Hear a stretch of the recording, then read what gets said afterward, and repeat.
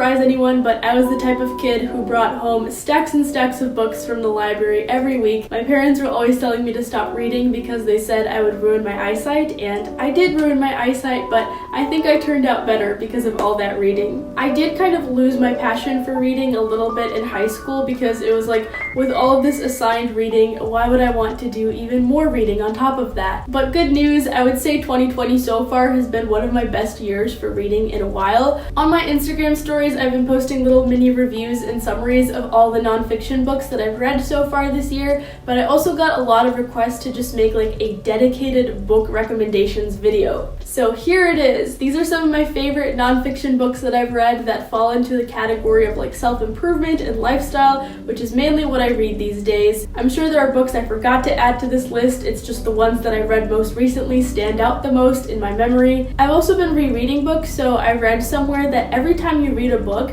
the message that you need most at that point in your life is what will stand out to you most. So that means you don't have to worry about absorbing everything the first time that you read it, because not everything will be relevant to your life situation. Just focus on whichever pieces of advice resonate with you the most. So without further ado, these are 12 books that I've loved, that have had some impact on my life. I've tried to organize these into categories like mindset and business, but it's really hard because they cross over so much. But we're gonna start with the category of productivity. First up, we have the classic 4-Hour Workweek by Tim Ferriss. I feel like this book is like the poster child of the productivity genre. They actually mentioned it in an episode of The Office. I emailed you about it. I'm not checking email till lunch.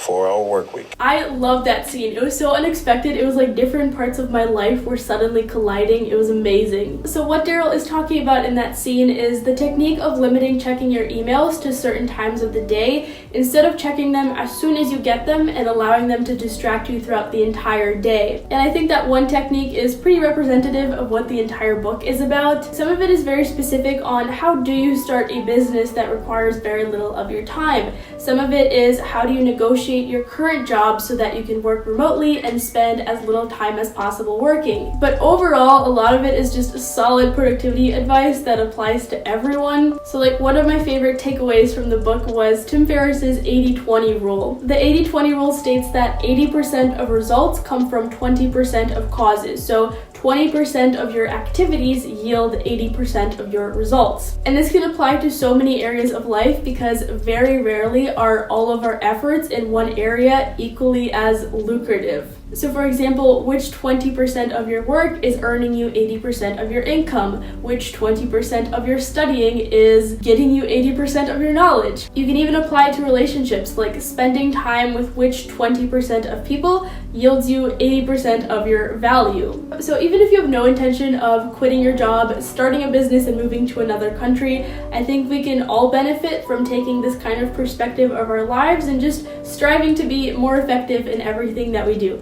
You know, the next book is The Power of a Positive No by William Ury. This book is fantastic for all of y'all who have trouble saying no. I see you overcommitting yourselves and stretching yourselves too thin. I definitely struggle a lot with that, so that's why I picked up this book. The thing about saying no is that not only can it be scary, but if you do it wrong, it can end badly. People can get angry, resentful feelings can go unshared. So this book really breaks down the process of saying no in a positive way. Instead of just saying no, this is the process that he proposes. First, you have to say yes to your core values and your beliefs. What is most important to you? What do you have to make time for? What is it that you just won't budge on? Then you firmly say no to whatever is being asked of you, using your initial yes as your reasoning and your reinforcement. And then finally, you suggest an alternative that would be beneficial to both parties. So basically, this process is yes, no, yes. He gives a lot of helpful examples in this book that range from everyday situations to, like, this guy is a world-leading negotiator, so he has been an advisor to governments, a mediator in ethnic wars, and so you can really see how these basic principles that he talks about really apply all across the board in all range of situations. The next book is The 7 Habits of Highly Effective People by Stephen Covey. I actually read The 7 Habits of Highly Effective Teens a couple of years ago, but the habits are all the same. It's just the explanations that are a little different. So whether you want to be an effective teen or an adult or a person of any age, I definitely really recommend this book. Each of the habits really builds onto one another. So you go from habit 1, be proactive, which is about knowing that you have the power to choose and that you are responsible for the choices that you make in your life, all the way up to habit 7, which is sharpening the saw. So after you've built the rest of these habits, how do you take care of yourself and energize yourself to make sure that you don't burn out? One of the things that stuck with me most from this book was part of habit 3, which was put first things first, where it gave an analogy of designing your schedule being similar to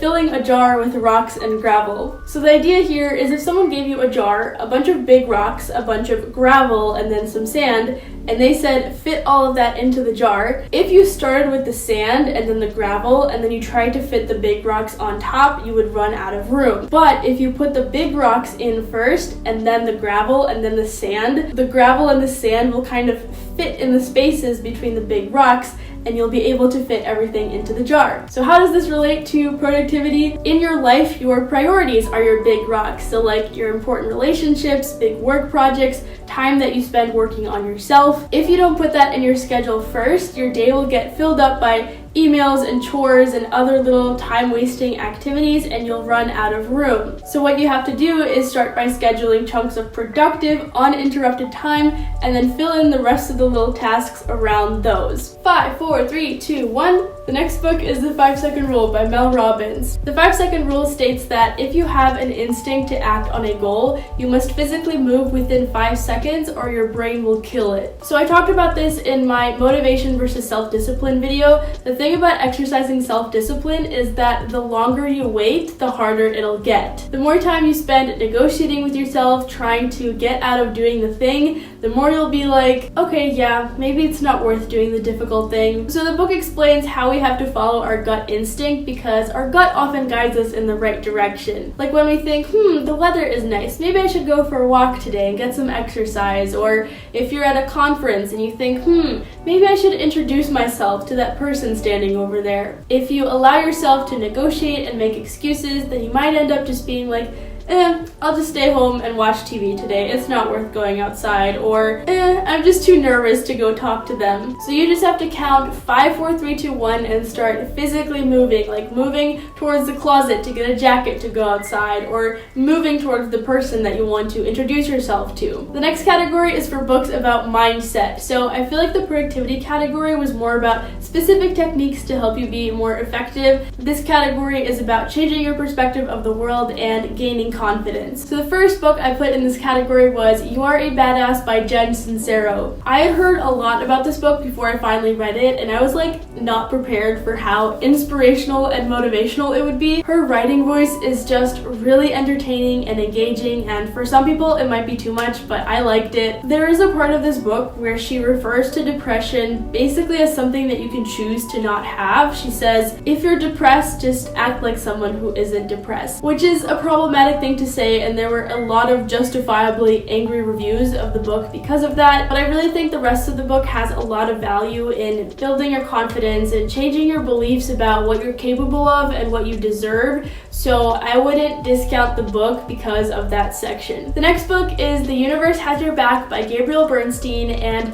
when I was outlining this video and trying to describe each book in just one sentence, for this book I wrote, every challenge is an assignment and you always have the power to choose love over fear. So there's a lot of chapters in this book that kind of cover different steps or aspects of learning to trust in the universe, but I would say that's the overarching message, is just to choose love. Ever since reading this book, I find myself repeating its messages to myself throughout the day. Like, it has changed my everyday outlook on life so much. Every time I start to get frustrated or annoyed about something, I tell myself to choose love, to choose to look at the good side of things and thank the universe for everything that I have. So as I'm working, when I take a break, I'll just be like, thank you, universe, for allowing me to create this and to share this with the world and help people. Or if I'm with friends and family, I'll think, thank you, universe, for giving me the time to spend with loved ones. I think this sort of book makes spirituality really accessible because personally I'm not religious, but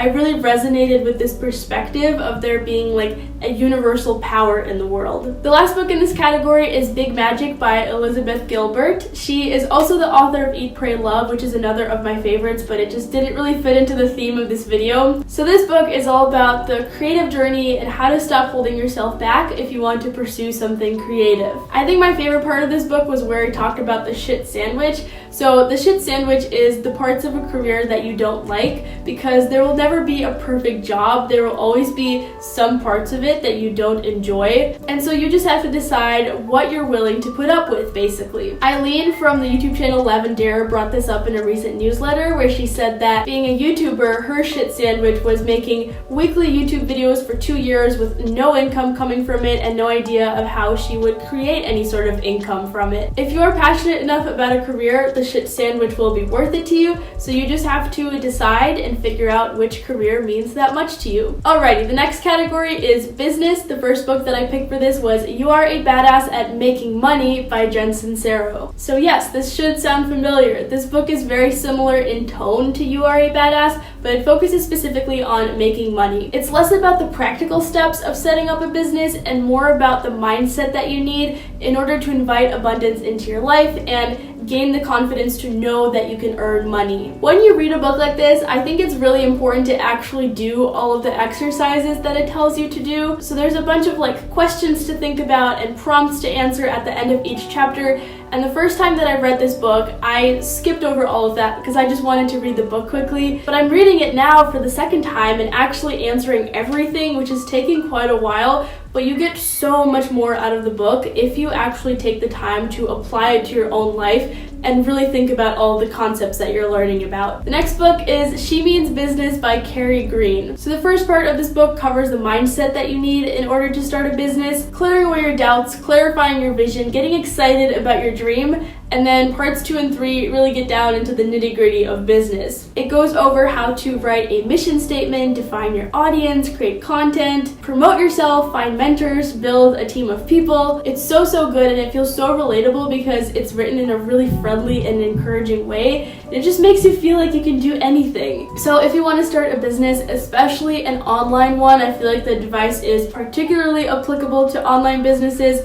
This is the book for you. Next up is Lean In by Sheryl Sandberg. I actually did not even have this on my to-read list. The only reason I picked it up was because it was immediately available at the library. But I'm so glad I did because I love this book. As a woman who's like starting her career, I guess, this brought up so many points that I had not even considered about confidence and leadership and the kinds of obstacles that women face in the workplace. I'm not anywhere near starting a family, but I did take some notes on key points like the fact that parents, children, and marriages can all flourish when both parents have full careers. Sharing financial and childcare responsibilities leads to less guilty moms, more involved dads, and thriving children. I was super impressed by how much research she had backing up her points, but it was also paired with a lot of personal stories that I found really fascinating because I mean, she's the COO of Facebook. She's so successful, and so to read about how she got there is just really cool. Okay, the final category is kind of a catch-all category, but I just named it the life category because it's like